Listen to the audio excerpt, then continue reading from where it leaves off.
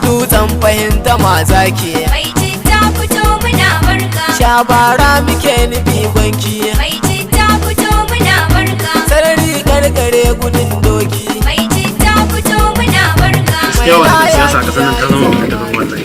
Yan siyasa nan sun bata mutane rai wallahi. Gaba ɗaya siyasa ma ƙasar nan ta zama rainin hankali wallahi. Ku zo ku tsaya. Kun banda rainin hankali abokina ku zo ku tsaya tsayin daka ku zaɓi mutum. Amma da ka ce ya manta da ku gaba ɗaya ya manta da ku. Ni sama gaba ɗaya zuciya na tattara siyasa ba wannan nan ƙara ba. Ai kai dai bai wannan siyasa ta zama akwai rainin wani. Na zama abin da ta zama kawai mutane burin su zo su rinjaye ku zaɓe su tafi su ban ku shi kenan.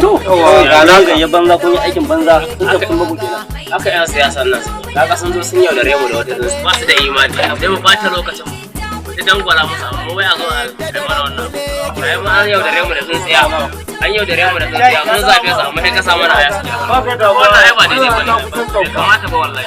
Matasa wacce magana na ji kuna yi ne? Magana ce ma kan ɗaya ne wa 'yan siyasa ƙasar nan ta mu. An yanzu an daina siyasa ta jam'iyya cancanta ake duba. Ka tuna fa nan aka zo aka yaudare mu da jam'iyyar nan mai tsintsiya. Muke ruwa muke tsaki muka zaɓi har bayan zaɓe na biyan bayan kuɗin zaɓe ma saboda wulaƙanci shiga na inda muke karɓar gani a hannu. Ayya ka watsar da wa'annan jam'iyyu. To ka yi me? Da PDP da APC ka watsar da su a gefe. Yanzu akwai sabuwar jam'iyya tana nan mai alamar kuba. Dan takararta muna da gwamnati muna da shugaban kasarta. Sannan kuma yanzu ga mu da babban ɗan takara mai inganci mai amana mai nutsuwa mai hankali. Wannan waye haka? San shi ba?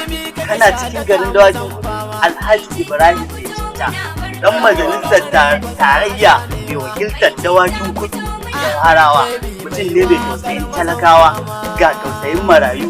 Kana gani inda ya ɗauki nauyin marayu. Sannan yana ba wa matasa sana'a. Kaga mutumin nan bai taɓa riƙe wata kujera ta ciyaman ko ta kansulawa, amma ka duba inda imaninsa ya harzuka yake tausayin al'ummar annabi. Kaga ko wannan mutum ne ai mai nagarta. Ya kamata tun da mun talakawa ne kuma mai tausayin mu muke nema, ya kamata mu tallafa wa wannan bawan Allah.